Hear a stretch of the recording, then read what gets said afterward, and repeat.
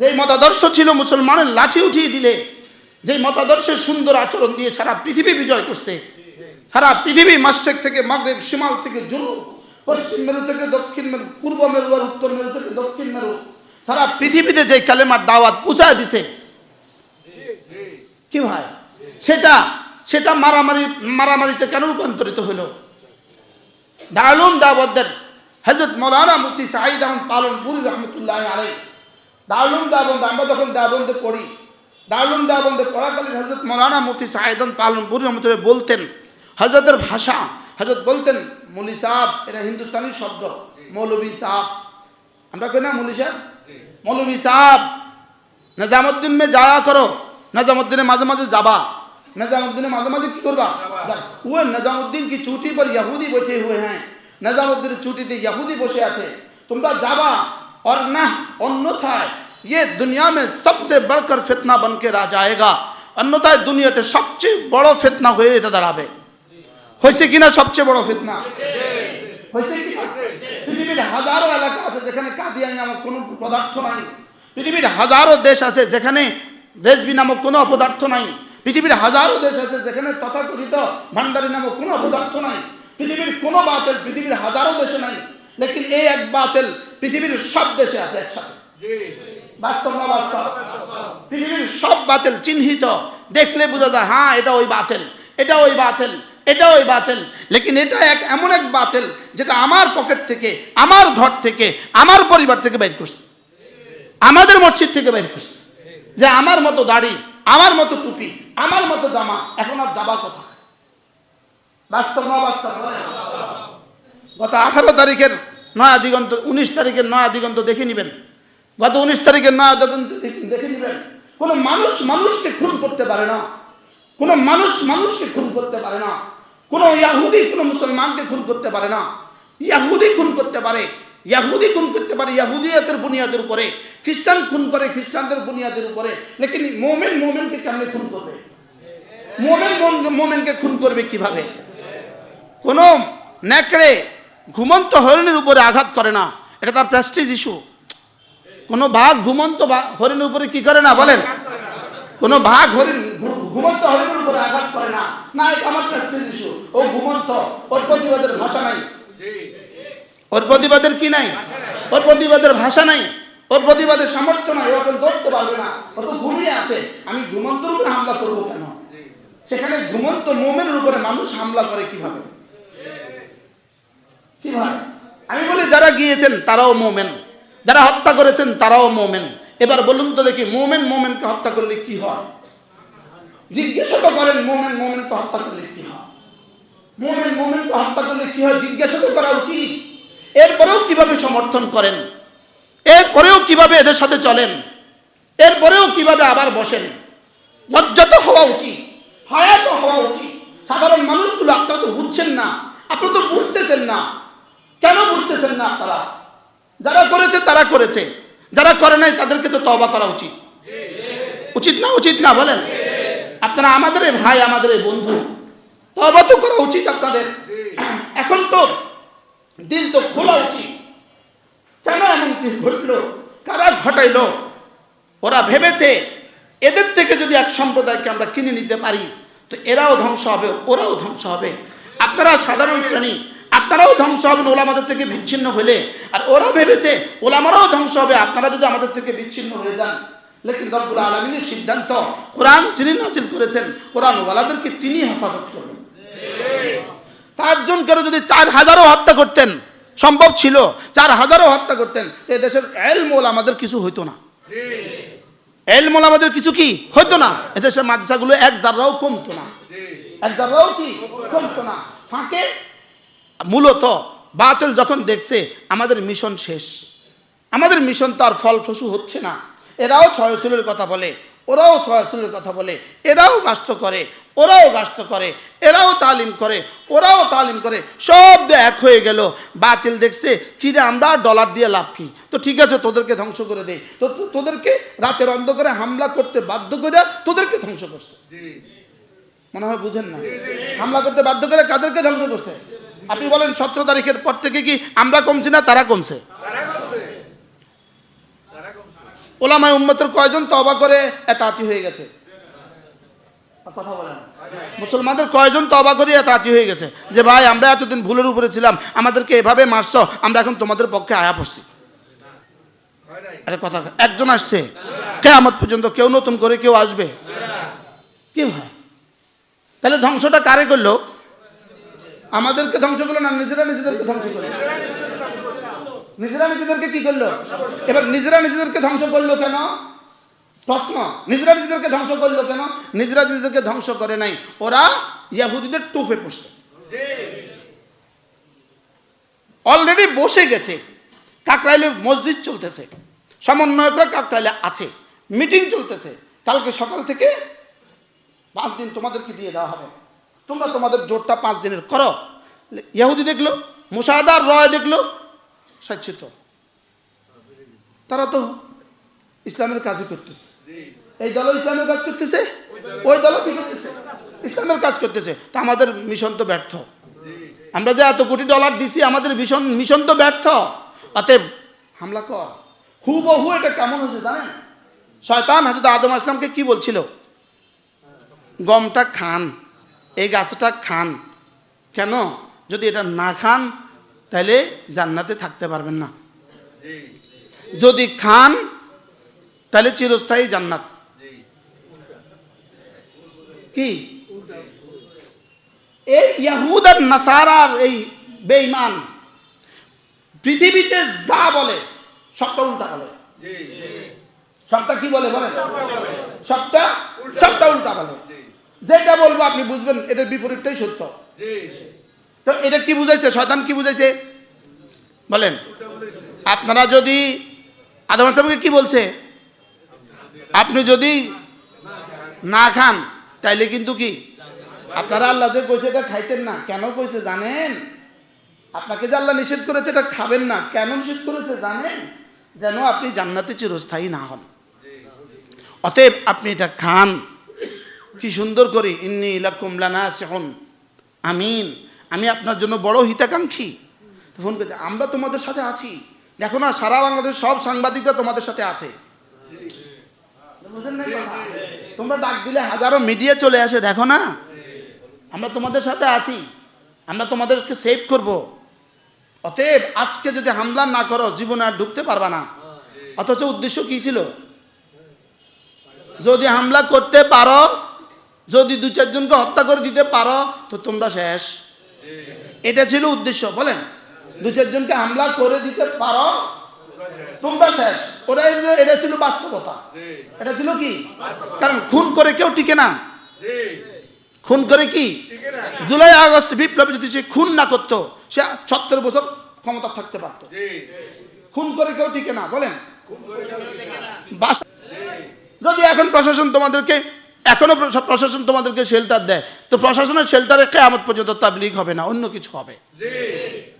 কি হবে বলেন? হ্যাঁ, ওসি সাহেব বলবে এখানে জামাত থাকবে, ওসি সাহেব বলতেই পারবে জামাত আর থাকবে না। কেউ উঠবেই তো না, তো থাকবে কি? তা বুঝে না কথা। কেউ আসবেই তো না, তো থাকবে কি? বুঝেন না? এই জন্য শয়তান কি বলছিল? এই ওই খুনিদেরকে শয়তান বলছিল মারামারি করো, তাইলে কালকে থেকে ময়দান তোমাদের দখলে, পৃথিবীতে কে আর তোমাদের সাথে মোকাবেলা করবে? আমরা আছি। যেই মারছে, যেই খাইছে, শয়তান এবার কয় ইন্নী বারিউম মিম্মা তুশরিকুন। লগ লগ আমরা নাই। এখন আর ফোন ধরে না, এখন আর কি দেয় না, টাকা দেয় না, শেষ শেষ, যা হওয়ার হয়ে গেছে। সাধারণ মুসলমান যারা আছেন আপনারা তো বুঝেন নাই। সাধারণ মুসলমান একটুখানি একবারের জন্য নজরে সানি করেন, একবারের জন্য বিবেককে জিজ্ঞেস করেন, একবারের জন্য বিবেককে জিজ্ঞেস করেন এই ঘটনার শুরু কোথায়, এই ঘটনার শেষ কোথায়?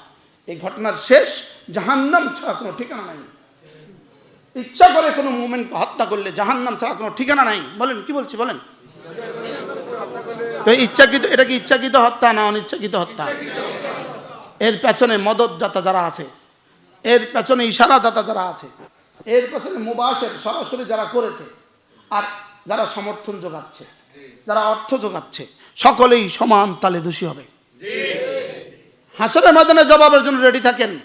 এখানে তো আমাদেরকে ফেসবুক দিয়ে ধমক টমক দিয়ে দিবেন, সাংবাদিক সম্মেলন করে ধমক টমক দিয়ে দিবেন। পৃথিবীর সব বাতিল এই ধমকেই পারে, আর কিছু পারে না। পৃথিবীর সব বাতিল কি পারে বলেন? ধমকেই পারে, আর কিছু পারে না। আল্লাহ তাআলা উম্মতে মুসলিমাকে হেফাজত করেন। সকলেই এই কথা বলবেন, সকলেই আল্লাহ এই খুনিদের খুনের শাস্তি দুনিয়াতেও দিয়ে দেন, আখিরাতেও দিয়ে দেন। আর যারা নিরীহ মুসলমান আছেন, সাধারণ মুসলমান বুঝেন না, আল্লাহ আপনাদেরকে তওবার তৌফিক দিয়ে দেন, আল্লাহ আপনাদেরকে ফেরত দিয়ে দেন। আপনারা বুঝেন নাই, চলে গেছেন, স্রোতের গতিতে চলে গেছেন, তখন বুঝেন নাই। আমি 1 বছর নীরব ছিলাম, 1 বছর আমি নীরব ছিলাম। হযরত মাওলানা সাদ সাহেবের লেখা শত শত পৃষ্ঠা আমার কাছে লেখা আছে, এত বড় একটা ডায়েরি সাদ সাহেবের বয়ানে আমার খাতা ভরা।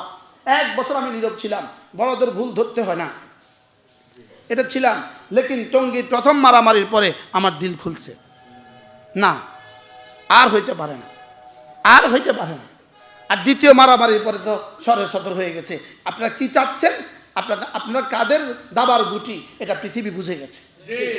আপনারা কাদের দাবার গুটি এটা পৃথিবী কি বুঝে গেছে। এজন্য হত্যা খবরদার, কোনো খুনিদেরকে কেউ সমর্থন করার সুযোগ নাই।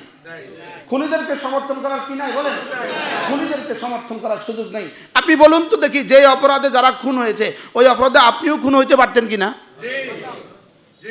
যদি ওই দিন আপনি থাকতেন ওই রাতে, কথা বলেন, যদি ইমরান সাহেব থাকতেন, যদি আপনি জুমার জন্য অপেক্ষা করা, তো কিছু কথা বলার শোনার তৌফিক দান করেছেন, এই জন্য বলি আলহামদুলিল্লাহ।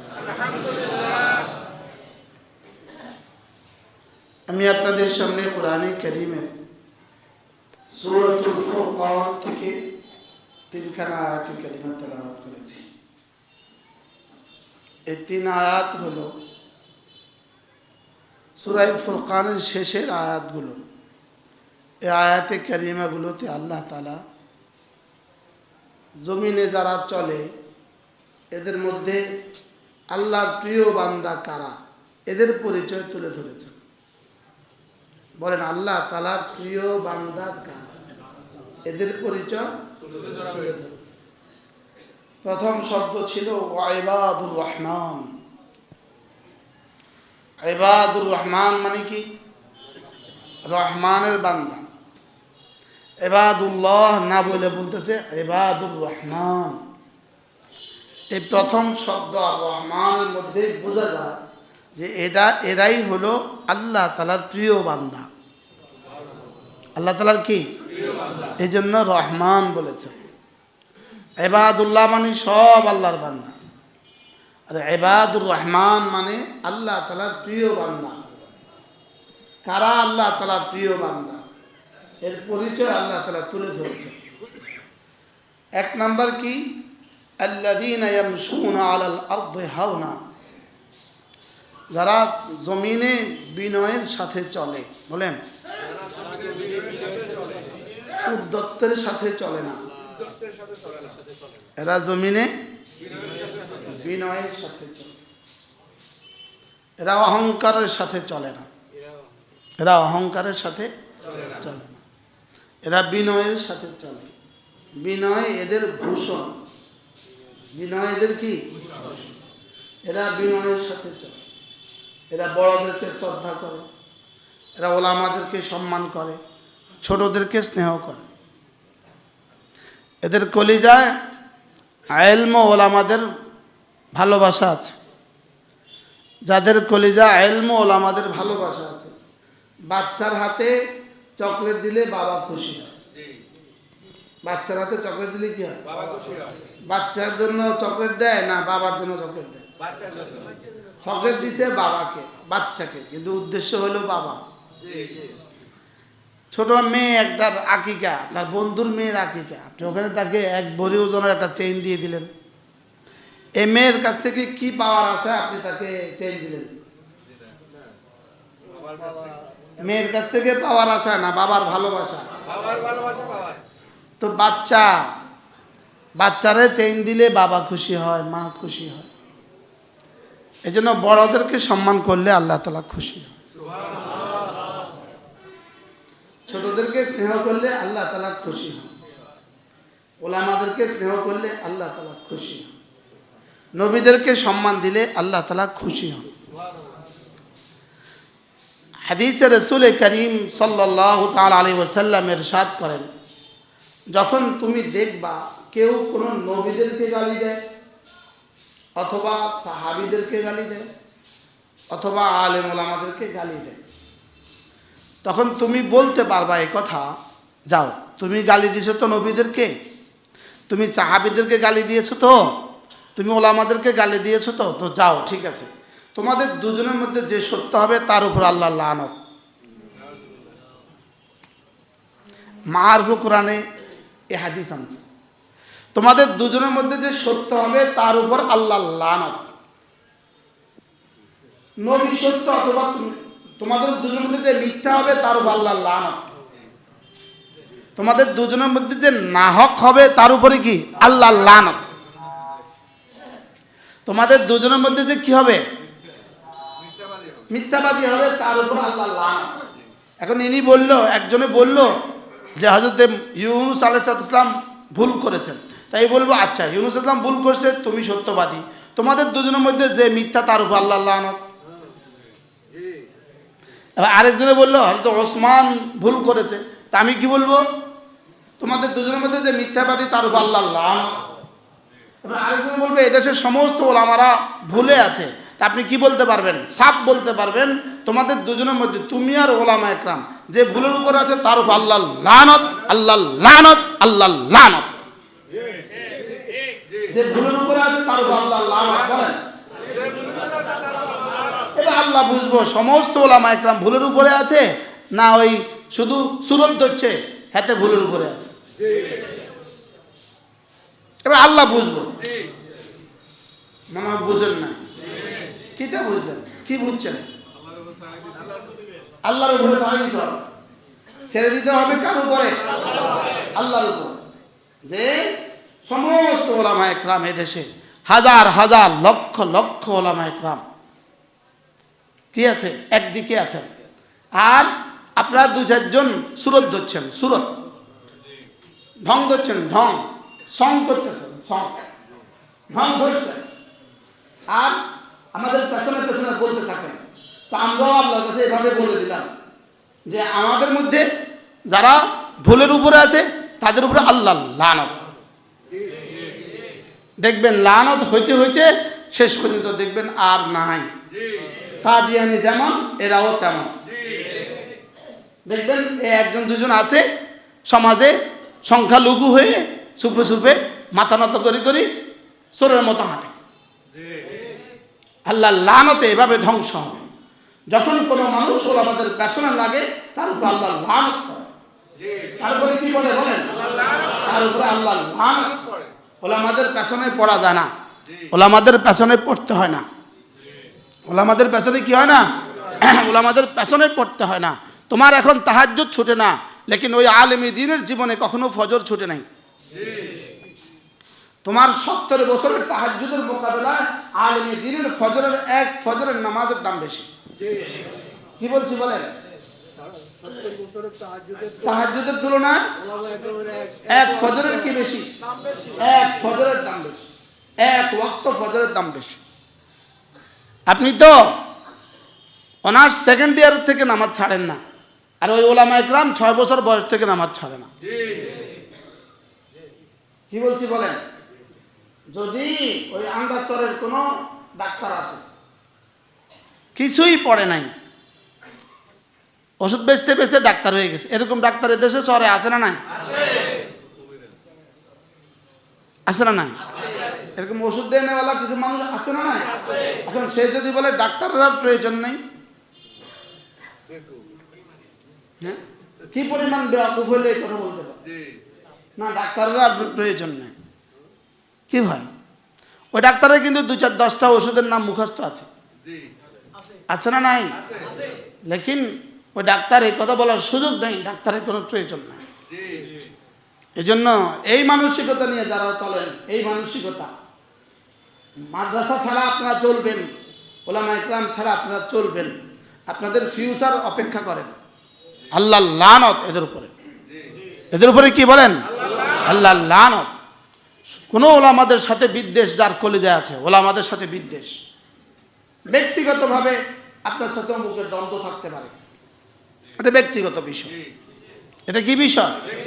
লেকিন সামগ্রিকভাবে ওলামাদের বিপরীতে যাওয়ার কোনো সুযোগ কি? যদি কেউ ওলামাদের বিপরীতে যায়, বুঝতে হবে তার ইমানের সমস্যা আছে। তার ইমানে কি আছে? ইমানের সমস্যা।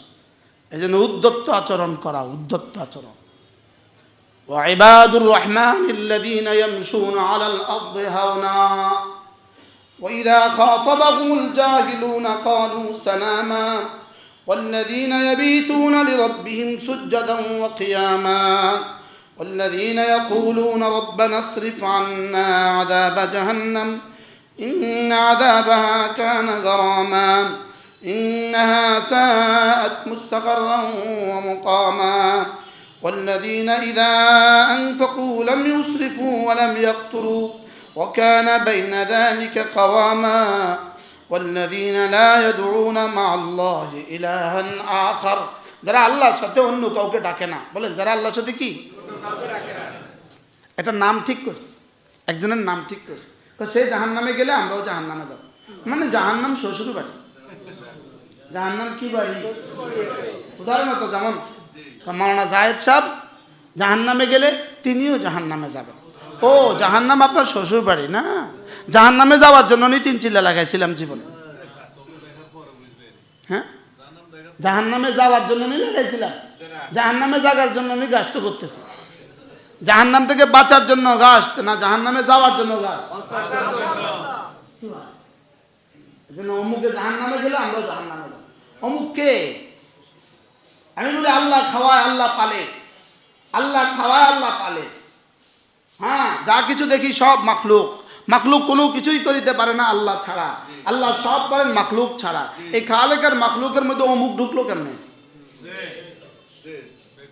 এটাই আগামী 2, 4, 10 বছর 50 বছর পরে শিরিকে রূপান্তরিত হবে, এটাই কুফরিতে রূপান্তরিত হবে, এটাই শিরিক করায় দিবে। এখনো হয়ে গেছে।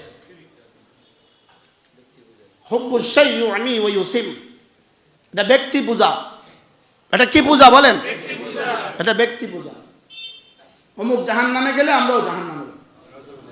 জাহান্নাম শ্বশুর বাড়ি হয়ে গেছে। না অমুক আপনার কবরে আসবে, না অমুক আপনার হাসরে আসবে, না অমুক আপনার মিজানে আসবে। দুর্গার সাথে আর এর মধ্যে পার্থক্য কোথায়? দুর্গার সাথে আর এই অমুকের সাথে পার্থক্য কোথায়? এবাদুর রহমান না হয়ে এবাদু জায়েদ হয়ে গেছে, জায়েদের বান্দা হয়ে গেছে। কি হয়ে গেছে বলেন? সাফ কথাগুলো আমরা সাধারণ মানুষগুলো কেন বুঝছি না? এটা নিশ্চিতভাবে কোনো ষড়যন্ত্রের অংশ, নিশ্চিতভাবে কোনো ষড়যন্ত্রের অংশ। আপনি কমন সেন্সকে জিজ্ঞেস করেন, আপনার বিবেককে জিজ্ঞেস করেন। যাদের মতাদর্শ ছিল, একরাম যাদের মতাদর্শ ছিল, ইলম ও জিকিরকে যারা একসাথে মিলিয়েছে, ইলম ও জিকির, কালিমা, নামাজ, ইলম ও জিকির, ইকরামুল মুসলিমিন, সহিহ নিয়ত, তাবলীগ, কয়টা ছিল বলেন? 6টা। মুসলমানের প্রতিদিন আসরের পরে গাছ